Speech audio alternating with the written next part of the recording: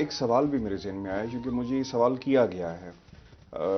ہمارے اس ٹرانسمیشن کے توسط سے. جب ہم باہر جاتے ہیں لوگ سوال کرتے ہیں, انہوں نے کہا کہ جب ہم مسلمان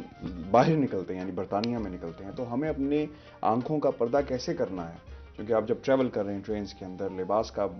ارد گرد جو آپ کے ماحول ہوتا ہے اس کا ایک بڑا اثر ہوتا ہے, اور آپ روزے کی حالت میں ہیں تو اس کا کیسے کیا حل کیا ہے؟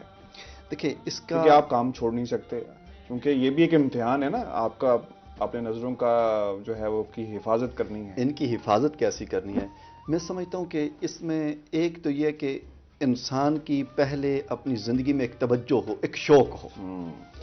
یہ شوق اگر پیدا ہو مومن کے اندر, یہ روحانی تربیت سے ڈیولپ ہوتا ہے آہستہ آہستہ. یعنی شوق کیسا ہے؟ فار ایگزامپل قرآن نے کہا وجوہ یومئذ ناظرہ,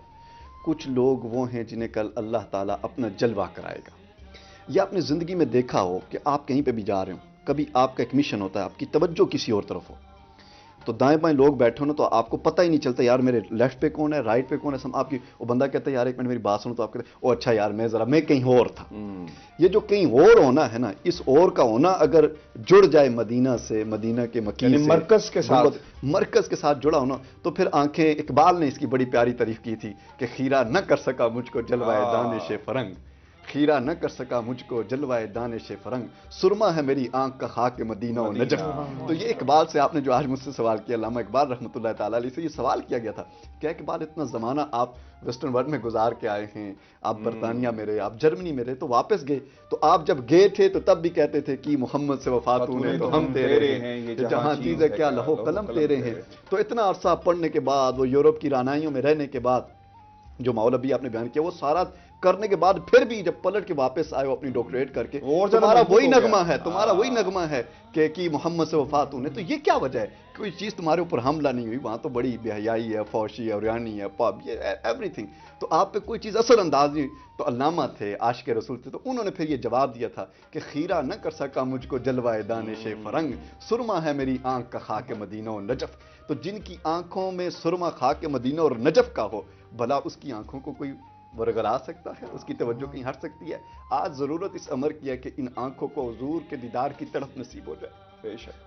حضور کی محبت نصیب ہو جائے, آقا کے جلووں کی طرف ایک طلب آ جائے, یہ سچی طلب آ جائے. اور کاش کہ وہ زمانے لوٹ آئیں کہ صحابہ اکرام رضوان اللہ علیہم اجمعین کی یہ کیفیت ہوتی تھی. سیدنا صدیق اکبر فرماتے مجھے بھوک لگتی, میں کھانا نہ ہوتا, کھانا نہ کھاتا, چہرہ مصطفیٰ کو دیکھتا, ان کے پیٹ بھر جاتے تھے.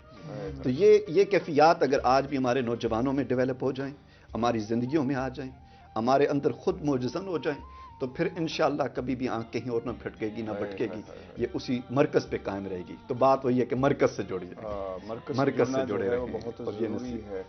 اور خصوصاً ایسے ماحول کے اندر جہاں پہ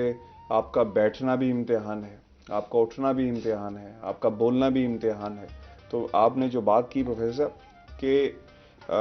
ہمیں اپنے بچوں کی تربیت پہ غور کرنا ہوگا, ان کی کمپنی پہ غور کرنا ہوگا, وہ کس کے ساتھ بیٹھتے ہیں, ان کی تربیت گھر میں آئیں گے تو کس قسم کا ہاشمی صاحب یہ بہت پیارا ہے کیونکہ آپ ہاشمی بھی ہیں, اور کیا ہی بات ہے, یہ تو ذات کا الحمدللہ کرم. تو ہاشمی صاحب یہ جو آپ نے لفظ یوز کیا نا کمپنی, صحبت,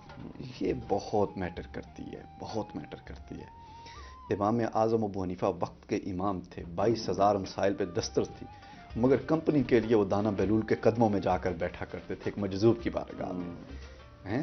وقت کے بڑے بڑے جو گزرے ہیں, امام مالک جیسی ہستیاں, امام حنبل جیسی ہستیاں, بلکہ ان کے بیٹوں نے ان سے پوچھا کہ آپ امام شیبانی کی بارگاہ میں کیا لینے جاتے ہیں, آپ تو اتنے بڑے عالم ہیں, دنیا آپ سے پوچھتی ہے, اور آپ اس مجذوب کی بارگاہ میں جاتے ہیں, اللہ والے کی بارگاہ میں جا کے بیٹھتے ہیں, آپ تو خود ایک عالم ہیں, تو ادھر اس ملنگ بابے کے پاس بیٹھنے کا کیا ماجرا ہے؟ تو فرما کرتے تھے بیٹے کہ جب دنیا آتی ہے تو مسائل ہم سے پوچھتی ہے, تو ہم لوگوں کو یہ جو مسائل ہوتے ہیں یہ ہم بتاتے ہیں, مگر جب حال کی ضرورت پڑتی ہے تو ہمیں کسی حال والے کے پاس جانا پڑتا ہے. تو یہ صحبت جو ہوتی ہے نا, یہ ہمارے بچوں کے لیے بہت میٹر رکھتی ہے. میں نے تو یہاں ویسٹرن ورلڈ میں جتنا بھی ایکسپیرینس ہو رہا ہے, جن کے والدین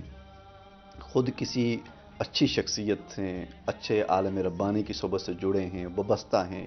کسی بھی صالح انسان کی صحبت میں ہیں, ان کے بچے بھی نیک ہیں, کیونکہ ان کو وہ صحبتیں شروع سے ملتی ہیں, تو وہ ان کا جنون باقی رہتا ہے. تو یہی پیغام ہے, میسج ہے کہ کوئی نسبت قائم رکھیں جو آپ کو مرکز سے جوڑے.